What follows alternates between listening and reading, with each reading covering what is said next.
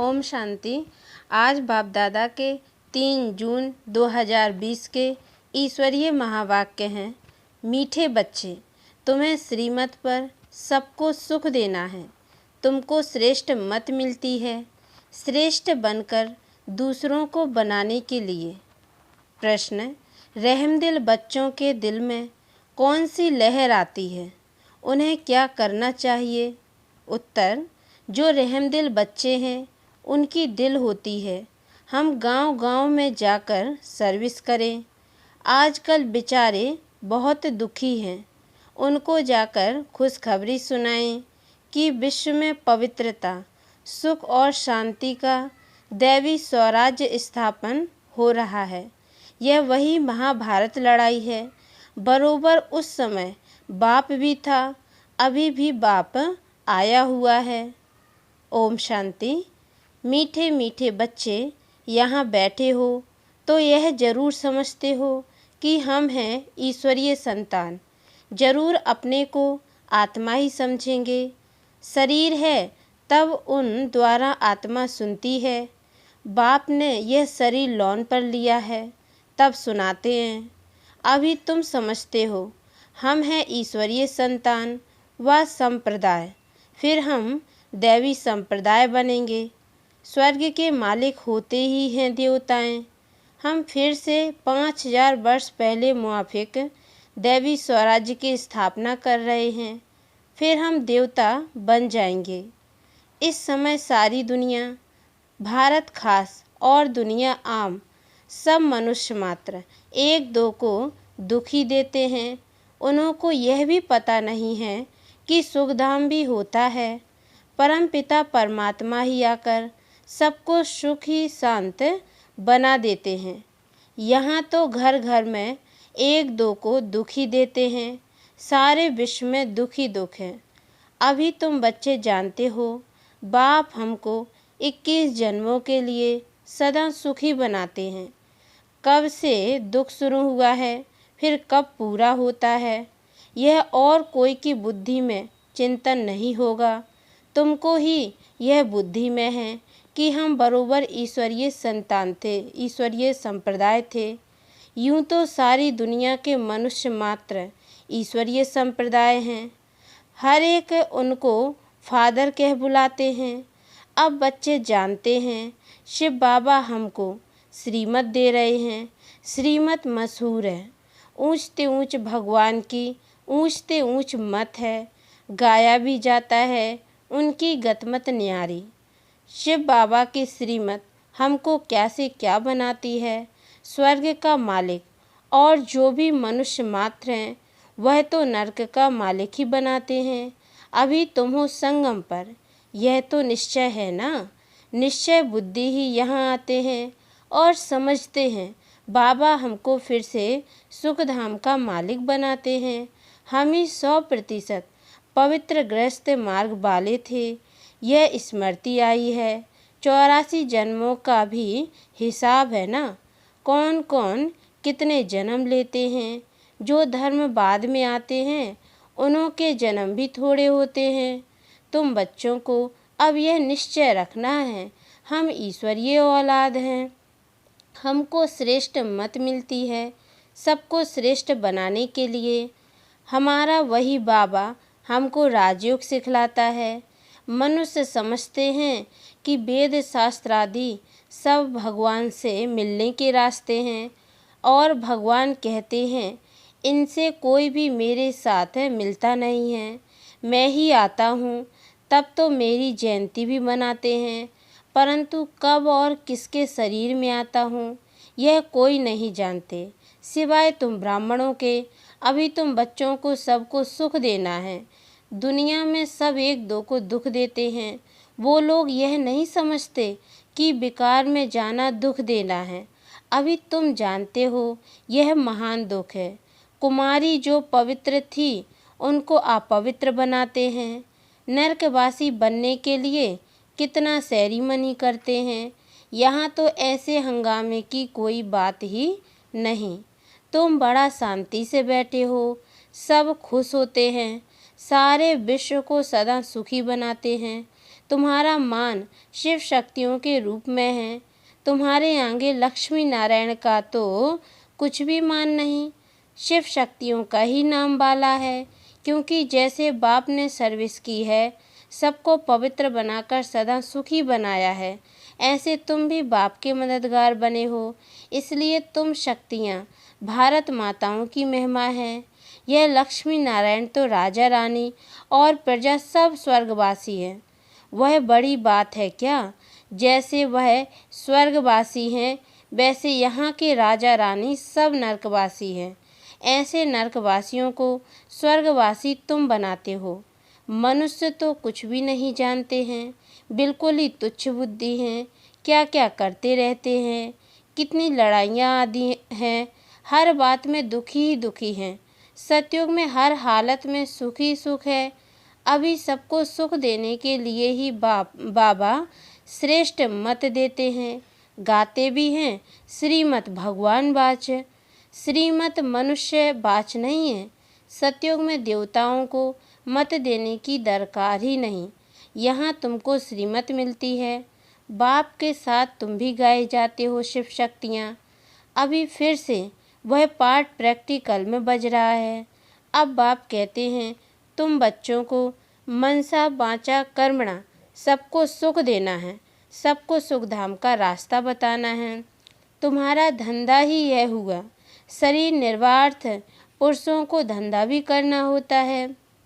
कहते हैं शाम के समय देवताएं परामा पर निकलते हैं। अब देवताएं यहाँ कहाँ से आए? परंतु इस समय को शुद्ध कहते हैं। इस टाइम पर सबको फुर्सत भी मिलती है। तुम बच्चों को चलते फिरते उठते बैठते याद करना है। बस कोई देहधारी की चाकरी आदि नहीं करनी है। बाप का तो गायन है, द्रौपदी के पांव दबाए, इसका भी अर्थ नहीं समझते हैं। स्थूल में पांव दबाने की बात नहीं है। बाबा के पास बुढ़ियाँ आदि बहुत आती हैं, जानते हैं भक्ति करते करते थक गई हैं, आधा कल्प बहुत धक्के खाए हैं ना, तो यह पैर दबाने के अक्षर को उठा लिया है। अब कृष्ण पांव कैसे दबाएंगे? शोभेगा? तुम कृष्ण को पांव दबाने देंगी? कृष्ण को देखते ही उनको चटक पड़ेंगी। उनमें तो बहुत चमत्कार रहता है। कृष्ण के सिवाय और कोई बात बुद्धि में बैठती ही नहीं। वही सबसे तेजोमय है। कृष्ण बच्चे ने फिर मुरली चलाई, बात ही नहीं जचती। यहाँ तुम शिव बाबा से कैसे मिलेंगे? तुम बच्चों को बोलना पड़ता है, शिव बाबा को याद कर फिर इनके पास आओ। तुम बच्चों को तो अंदर में खुशी रहनी चाहिए। हमको शिव बाबा सुखी बनाते हैं 21 जन्मों के लिए। ऐसे बाप के पिछाड़ी तो कुर्बान जाना चाहिए। कोई सपूत बच्चे होते हैं तो बाप कुर्बान जाते हैं, बाप की हर कामना पूरी करते हैं। कोई तो ऐसे बच्चे होते हैं जो बाप का खून भी करा देते हैं। यहाँ तो तुमको मोस्ट बिलव्ड बनना है, किसी को भी दुख नहीं देना है। जो रहमदिल बच्चे हैं उनकी दिल होती है हम गांव-गांव में जाकर सर्विस करें। आजकल बेचारे बहुत दुखी हैं, उनको जाकर खुशखबरी सुनाओ कि विश्व में पवित्रता सुख शांति का दैवी स्वराज्य स्थापन हो रहा है।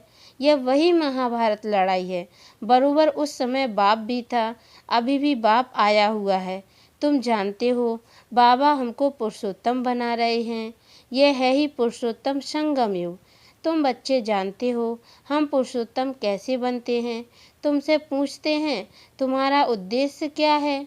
बोलो मनुष्य से देवता बनना। देवताएं तो मशहूर हैं। बाप कहते हैं जो देवताओं के भक्त हों उनको समझाओ।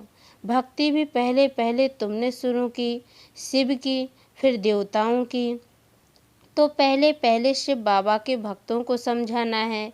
बोलो शिव बाबा कहते हैं मुझे याद करो, शिव की पूजा करते हैं, परंतु यह थोड़ी ही बुद्धि में आता है कि पतित पावन बाप है। भक्ति मार्ग में देखो धक्के कितने खाते हैं।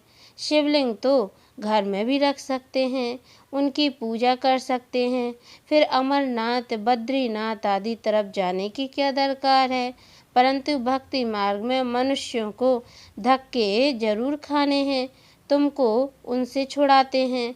तुम हो शिव शक्ति, शिव के बच्चे। तुम बाप से शक्ति लेते हो, वह भी मिलेगी याद से। विकर्म विनाश होंगे। पतित पावन तो बाप है ना, याद से ही तुम विक्रमाजीत पावन बनते हो। सबको यह रास्ता बताना है। तुम अभी राम के बने हो। राम राज्य में है सुख, रावण राज्य में है दुख। भारत में ही सबके चित्र हैं जिनकी इतनी पूजा होती है। ढेर के ढेर मंदिर हैं। कोई हनुमान का पुजारी, कोई किसका। इनको कहा जाता है ब्लाइंड फेथ। अभी तुम जानते हो, हम भी ब्लाइंड थे। इनको भी मालूम नहीं था ब्रह्मा विष्णु शंकर कौन है, क्या है। जो पूज्य थे वही फिर पुजारी बने। सतयुग में है पूज्य, यहाँ है पुजारी। बाप कितना अच्छी रीति समझाते हैं। तुम जानते हो, पूज्य होते ही हैं सतयुग में। यहाँ है पुजारी तो पूजा ही करते हैं। तुम हो शिव शक्तियाँ। अभी तुम न पुजारी न पूज्य हो। बाप को भूल मत जाओ। यह साधारण तन है ना, इसमें ऊंच से ऊंच भगवान आते हैं। तुम बाप को अपने पास निमंत्रण देते हो ना, बाबा आओ, हम बहुत पतित बन गए हैं। पुरानी पतित दुनिया, पतित शरीर में आकर हमको पावन बनाओ। बच्चे निमंत्रण देते हैं। यहाँ तो कोई पावन है ही नहीं। जरूर सभी पतितों को पावन बनाकर ले जाएंगे ना, तो सबको शरीर छोड़ना पड़े ना। मनुष्य शरीर छोड़ते हैं तो कितना हाय दोष मचाते हैं। तुम खुशी से जाते हो। अभी तुम्हारी आत्मा रेस करती है। देखें कौन शिव बाबा को जास्ती याद करते हैं। शिव बाबा की याद में रहते रहते ही शरीर छूट जाए तो अहो सौभाग्य, बेड़ा ही पार। सभी को बाप कहते हैं, ऐसे पुरुषार्थ करो। सन्यासी भी कोई कोई ऐसे होते हैं, ब्रह्म में लीन होने के लिए अभ्यास करते हैं। पिछाड़ी में ऐसे बैठे बैठे शरीर छोड़ देते हैं। सन्नाटा हो जाता है। सुख के दिन फिर आएंगे, इसके लिए ही तुम पुरुषार्थ करते हो। बाबा, हम आपके पास चलें। आपको ही याद करते करते जब हमारी आत्मा पवित्र हो जाएगी तो आप हमको साथ ले जाएंगे। आगे जब काशी कलवट खाते थे तो बहुत प्रेम से खाते थे। बस हम मुक्त हो जाएंगे ऐसे समझते थे। अभी तुम बाप को याद करते चले जाते हो शांति धाम। तुम बाप को याद करते हो तो इस याद के बल से पाप कटते हैं। वह समझते हैं हमारे फिर पानी से पाप कट जाएंगे, मुक्ति मिल जाएगी। अब बाप समझाते हैं वह कोई योग बल नहीं है। पापों की सजा खाते खाते फिर जाकर जन्म लेते हैं। नए सिर फिर पापों का खाता शुरू होता है। कर्म अकर्म विकर्म की गति बाप बैठ समझाते हैं। राम राज्य में कर्म अकर्म होते हैं, रावण राज्य में कर्म विकर्म हो जाते हैं। वहाँ कोई विकार आदि होता नहीं। मीठे मीठे फूल बच्चे जानते हैं। बाप हमको सब युक्तियाँ सब राज समझाते हैं। मुख्य बात यह है कि बाप को याद करो। पतित पावन बाप तुम्हारे सामने बैठे हैं। कितना निर्माण है, कोई अहंकार नहीं, बिल्कुल साधारण चलते रहते हैं। बाप दादा दोनों ही बच्चों के सर्वेंट हैं। तुम्हारे दो सर्वेंट हैं, ऊंच से ऊंच है शिव बाबा, फिर प्रजापिता ब्रह्मा। वो लोग त्रिमूर्ति ब्रह्मा कह देते हैं, अर्थ थोड़े ही जानते हैं। त्रिमूर्ति ब्रह्मा क्या करते हैं कुछ भी पता नहीं है। अच्छा, मीठे मीठे सिक्की लदे बच्चों प्रति माता पिता बाप दादा का याद प्यार और गुड मॉर्निंग। रूहानी बाप की रूहानी बच्चों को नमस्ते, और हम रूहानी बच्चों की ओर से भी रूहानी माता पिता बाप दादा को याद प्यार और गुड मॉर्निंग। बाबा नमस्ते नमस्ते नमस्ते। धारणा के लिए मुख्य सार है, पहली पॉइंट है, सदा यह निश्चय रहे कि हम ईश्वरीय औलाद हैं। हमें श्रेष्ठ मत पर चलना है, किसी को भी दुख नहीं देना है, सबको सुख का रास्ता बताना है। दूसरी पॉइंट है, सपूत बच्चा बन बाप पर कुर्बान जाना है, बाप की हर कामना पूरी करनी है। जैसे बाप दादा निर्माण और निरहंकारी हैं, ऐसे बाप समान बनना है।